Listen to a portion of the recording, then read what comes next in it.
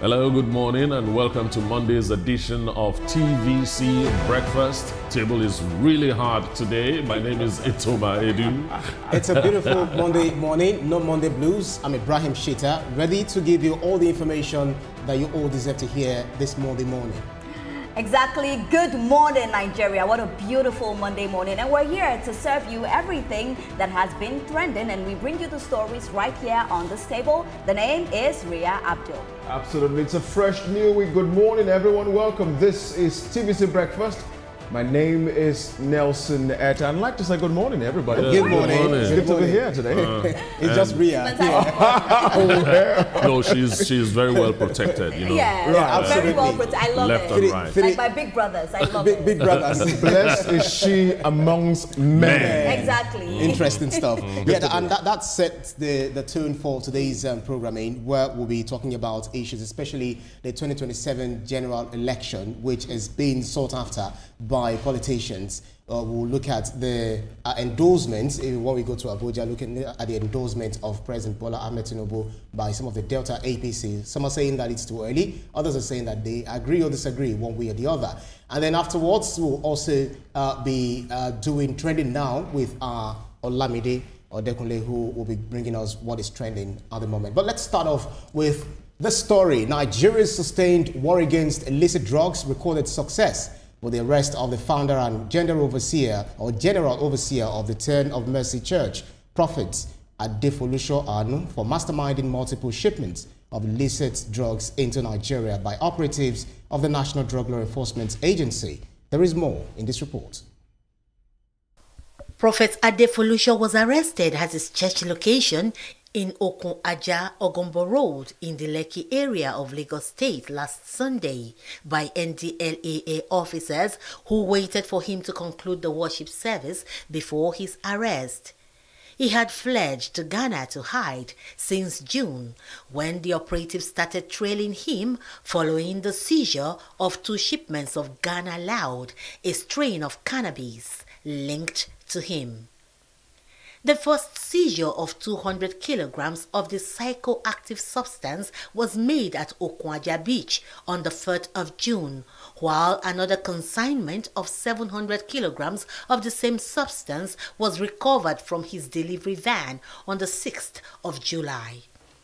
In his statement, Prophet Adefolusho admitted ferrying the illicit consignments through the waterways from Ghana into Nigeria, adding that he had fled to the West African country to hide after he escaped arrest twice in the recent past. In another operation in Lagos State on the 7th of August, NDLEA operatives raided an apartment in Parkview Estate, Ikoyi, where they arrested a suspect and recovered 32 pouches of Canada Loud, a strain of cannabis with a weight of 15.6 kilograms. Similar arrests were made in Nasarawa, Kano, and Edo states by the operatives. In a statement signed by Femi Babafemi, the Director of Media and Advocacy, NDLEA Headquarters, Abuja, the Chairman Chief Executive Officer of the NDLEA, Brigadier General Muhammad Buba Marwa, retired, enjoined NDLEA operatives across the country to continue with the ongoing balanced approach to the control of illicit drug trade in Nigeria. Quite interesting development there with the Nigerian Drug Law Enforcement Agency always making arrests and giving us the dossier every weekend, especially when it comes to arresting people who are pushing and peddling drugs from different countries, moving from Nigeria to other countries and also other countries down to Nigeria. This time around is a pastor who's been sought after for a long time. He ran away and then he came back, was now picked up from his church where so many things, and this is quite interesting development at Toma. I do not know. One thing is we often sit down here to talk about drug peddling, drug pushing, trafficking, and different form of criminalities which people involve themselves in. But this time around is a pastor, or let me just say a supposed pastor, because if he's a true pastor, he shouldn't be found wanting. Well, he's a clergyman. Exactly. Yeah. You see, it's easy to use pastor as a facade for whatever you want to do, because I can leave this place today and start addressing myself as pastor. And if I push it hard enough... Matter of fact, you're a pastor. No, he's not. No, I'm not a pastor. I'm not a pastor. Yeah. And if you push hard enough, people now believe you, you know, and they start calling you pastor. And they do a lot of heinous things, you know, with that person. That gentleman definitely is not a pastor. I was just saying earlier on before we came on air that I wish they had stringent measures that these people have to go through before they put that title in front of their names as a pastor this, pastor that. That guy is a criminal, finish. Is a drug peddler, finish. The guy is involved in illicit business. That's it. Let me use this opportunity to thank NDLEA for the wonderful job they are doing so far. And you know what I like about NDLEA is that they keep breaking grounds and they don't make that much noise. No, but it's just only recently, as I said, that you know every weekend we always get to they keep us abreast of what arrests they've made and you know things they've confiscated. But what does this story say to you, Ria? For me, it's in the Bible. It says, "Touch not my anointed and do my prophet no harm." But for this particular pastor, I will speak because no, it's because true. he's not anointed. This is God. Maybe the anointing actually dissolved. No. He called himself. God didn't call him. And it's just sad when I see that pastors, you're supposed to be a beacon of hope to young people. That's right. And now we find out that look at what you've been doing. And guess what? This man, he's resisted arrest twice. So this is not the first time he's been doing it.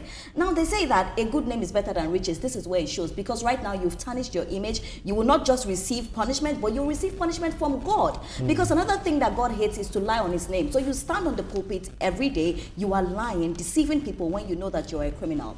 I must give it to the NDLEA. This is a fantastic one that you're doing. I love the fact that they don't care who you are, be it a pastor, whatever you're doing that is wrong, you will be put to book. And I really pray that this man is not released anytime soon because you can see that he's truly a criminal. And I'm passionate about this because when you call the name of God, there's some sort of respect people give you. There's some sort of expectations. I do not expect to see he's actually still a suspect because he's not been tried. What, twice? He's been arrested. He's not been tried. So he's still a suspect. I stand on what I'm saying. Even as a pastor, you shouldn't be linked to this kind of things. Right. If your name is clean, they would not link you to such things. Right. And I love the fact with what NDLEA is doing because also we see something in Parkview as well. We need to understand that drugs is not a good thing. When you have a family member or you know somebody that has taken drugs and you see people that are peddling this, you get very pissed off because it's not necessary. You are destroying lives of people. That's right. Nelson, one thing is, it is not only this man that has been arrested. We've seen a whole lot of people that have been arrested, even youth, even grandmothers, grandfathers, people who are supposed to, sit in one corner of the room, ruminating as to how they've spent their lives and thinking of how to meet their creator. But no, they were always this personal aggrandizement for, affluence. And according to the latest report from the NDLEA, Obafemi, or Babafemi rather, there are a lot of names that was listed as persons who were arrested alongside this pastor. As the case may be now. And really, before you become a pastor, in a sane environment, church I mean now, there are a lot of stringent measures you go through to become one. But there are some people who come through the back door to become one. So let's not even talk about that. I did a special report on drug peddling in the country some time ago. I went somewhere, I'm not going to mention the name, in Lagos here, and I saw firsthand how drug moves from the sellers to the buyers and the discrete nature. The nexus of activity. Exactly, that covers and enshrouds that activity. In fact, I had to come in a way that you couldn't tell I was a journalist. That was some sort of an investigative work I did, and I understood exactly what happens. And so for this to keep happening in this country, where the lives of especially young persons are endangered who enjoy the numerity of the names, because sometimes when I hear those names, it really aches my ears when I hear those names. Absolutely. But this is still happening. That's right. Kudos to the NDLEA. We want to see more and possibly put an end to this. It's actually very worrisome, especially when we find our youth doing this. But all the same, we'll say kudos to the NDLEA, as we all have, we are acknowledging what you're doing. And what can only say we wish you Godspeed. All right, stay with us here on TVC Breakfast. We'll take a breather and return for the newspaper review. Just stay with us.